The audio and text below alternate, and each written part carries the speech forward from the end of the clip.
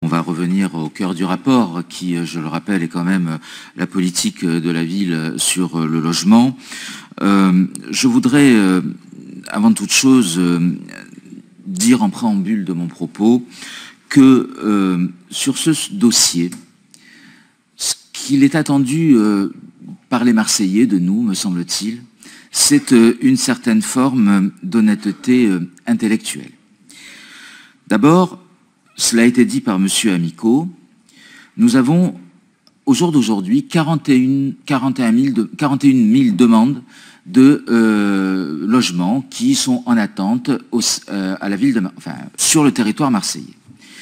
Nous avons, et c'est le patrimoine de la ville de Marseille, donc à peu près 250, 300, voire 400 en fonction des années de logements sur le contingent ville de Marseille qui se libèrent. Autrement dit, cette délibération que nous abordons ce matin concerne 1% des demandes de logements sociaux sur le territoire marseillais. Donc la première des conclusions, c'est qu'on ne peut pas considérer que ce rapport incarne, illustre une politique municipale à l'échelle de la ville. Ça concerne 1% donc des logements qui sont vacants.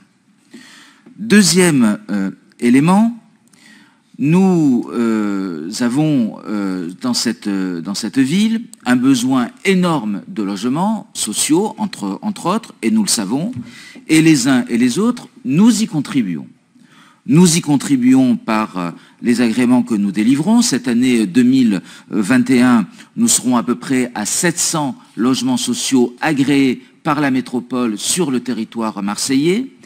Nous essayons de le faire aussi de façon équitable sur le territoire, et je tiens d'ailleurs à dire à nos collègues que par exemple dans les 9e et 10e arrondissements, c'est le deuxième secteur municipal après celui du 15-16 en termes de production de logements sociaux sur donc le territoire marseillais pour les années 2019 et 2020. Et donc, il y a cette volonté partagée, me semble-t-il, de vouloir produire du logement social. Mais vous pourrez faire, mes chers collègues, toutes les cotations que vous voulez. Toutes les cotations que vous voulez.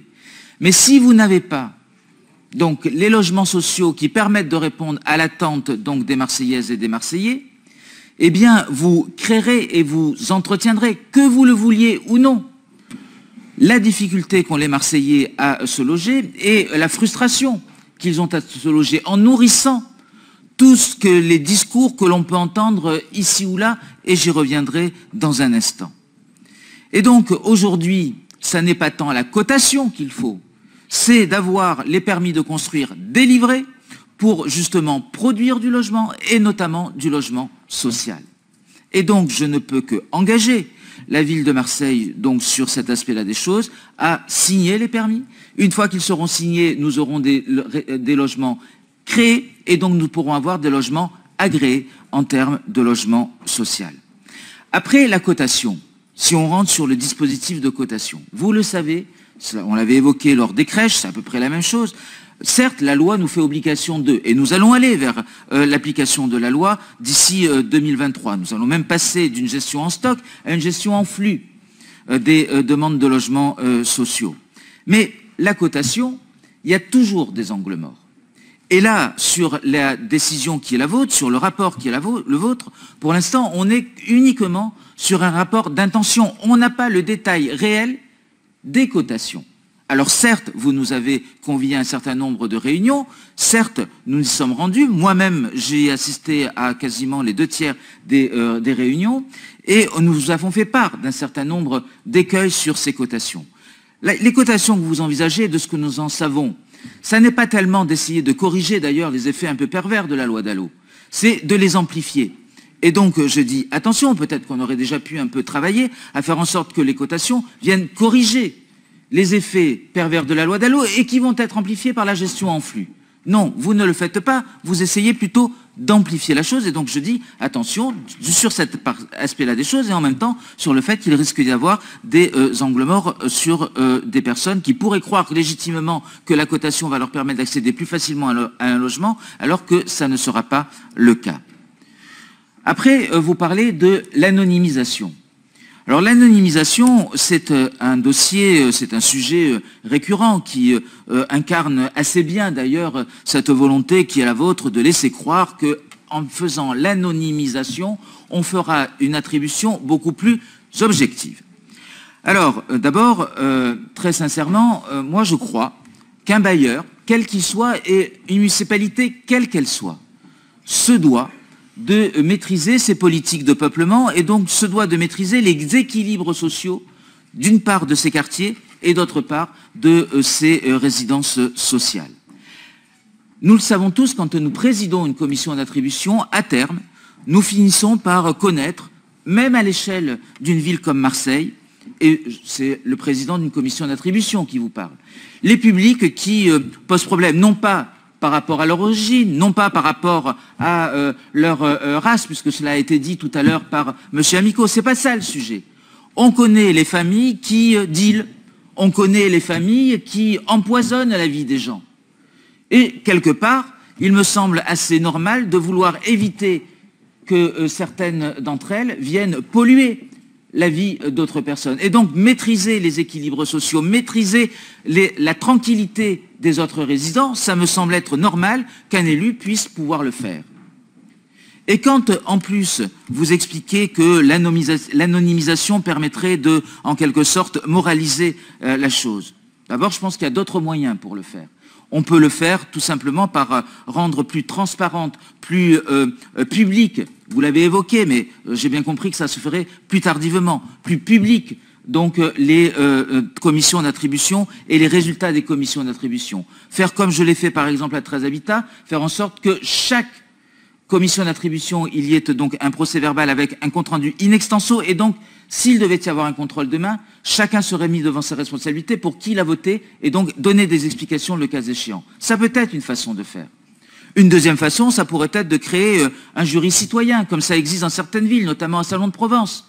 Un jury citoyen, c'est, me semble-t-il, le gage d'une ville plus juste, d'une ville plus démocratique. Il me semble que c'est ce que vous défendez.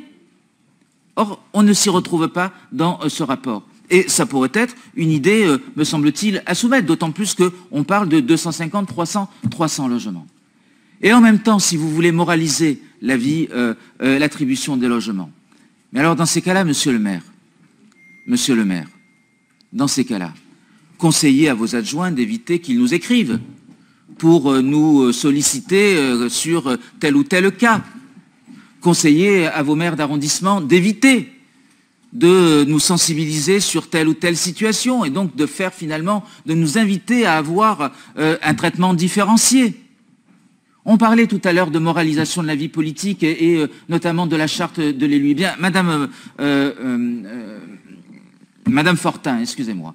Voilà une idée précise.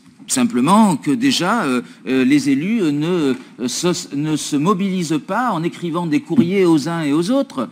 Et tout à l'heure, hier, du moins, j'entendais Monsieur Ravier expliquer certaines choses. Bon, c'est un peu le père la vertu, mais enfin, quand même, le nombre de courriers que je reçois, notamment de la part des élus du Front National, pour sensibiliser sur telle ou telle situation, ça manque quand même pas d'air. Et ça manque pas d'air d'ailleurs aussi sur certains bancs ici. Alors il y a toutes les variantes, hein. Il y a ceux qui écrivent, il y a ceux qui parlent, il y a ceux qui... Bref, il y a toutes les variantes. Bon, donc moi je veux bien qu'on se pose comme les moralisateurs de la vie politique et de la vie publique, mais de grâce dans ces cas-là. Faites en sorte que ça s'applique aussi à certains sur vos rangs. Alors, mes chers collègues, c'est un peu pour tout ça que quelque part notre groupe s'opposera, parce qu'on n'est pas dupe, on n'est pas dupe de la stratégie, on n'est pas dupe du message que vous voulez faire passer, et surtout, dans les prises de position publiques que vous pouvez avoir les uns et les autres, arrêtez de faire croire aux gens qui croient réellement que peut-être avec cette modification des règles, on va pouvoir accéder plus facilement à un logement. Ne leur créez pas de faux espoirs. Je le redis, ça concerne 1% des demandes de logements sociaux. Autrement dit, ça ne peut incarner et ça ne peut illustrer une politique municipale du logement à l'échelle de la seconde ville de France.